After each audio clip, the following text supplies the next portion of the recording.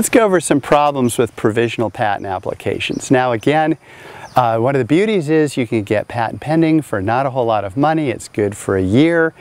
Gives you some opportunities to tweak your invention a little bit, do some R&D, maybe come out with some prototypes, do some test marketing. But it does have a couple of Achilles heels, so let's go over these now. So if you can pull up the handouts, this would be very important to go over these. The first one shows how to use a provisional patent application correctly, which is you file the provisional patent application first, then you disclose your invention either at a trade show or going to prospective licensees or prospective retailers.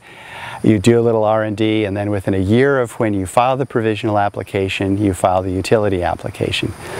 Now, the reason that you do it this way is if by chance there's a problem with your provisional application, your utility application still falls within a year of your first public disclosure. So your own public disclosure won't count against you. So that's a safe way to do it. But now we're going to look at a couple ways that you can do it that are not so safe. The first example is what happens to way too many first-time inventors, which is they try to save their money, they don't file the provisional application. They go to a trade show or they do something else to publicly disclose their invention. Now, public disclosure, again, can be having a booth at a trade show or showing it at a trade show to somebody who's not under a non-disclosure agreement. It could be selling some on eBay. It could be setting up a website, having the local magazine or the local newspaper write an article about you as the inventor who invented this.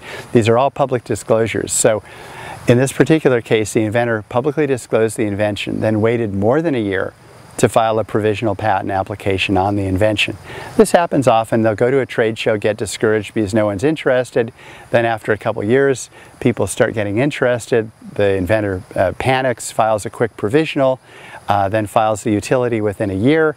The utility even can be granted, and yet the inventor still has an Achilles heel in this provisional, in that they publicly disclosed more than a year before they filed the provisional. So that's the first way that you can get into trouble.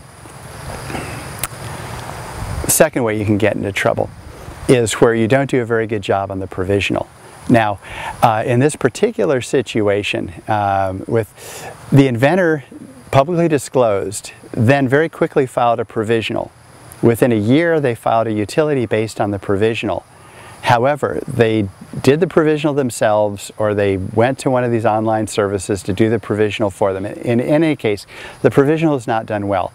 Now, when a utility patent application is sent into the USPTO and a priority date is claimed to a provisional, the examiner will examine the provisional and decide whether or not the provisional supports the utility patent application.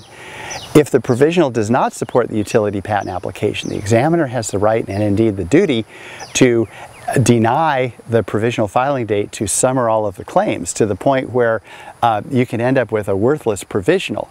Now, the problem in this particular situation is if the provisional is thrown out the door and the utility patent ends up with the filing date of the utility patent, well, the inventor's disclosure was more than a year before the filing date of the provisional, so the inventor's own trade show appearance or whatever the inventor did can be used against him or her.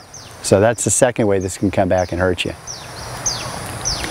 The third way, and this is particularly true after the Patent Reform Act has passed, is that in a situation where the inventor discloses and files a very poorly written provisional, and then a competitor happens to see the invention and they file their own patent application, then after the competitor files their patent application, the inventor files the utility based on the provisional.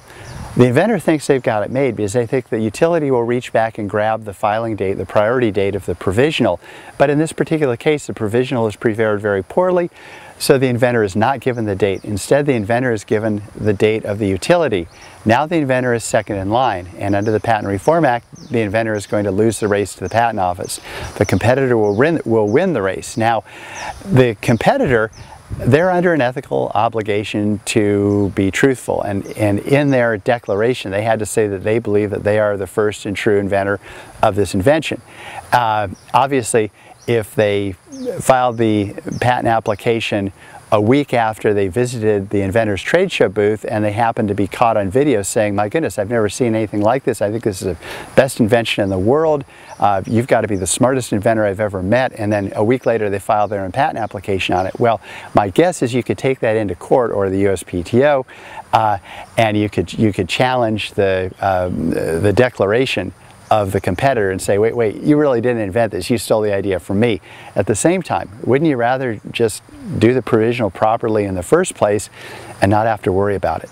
So again, this is another situation where a poorly drafted provisional can come back and really bite you.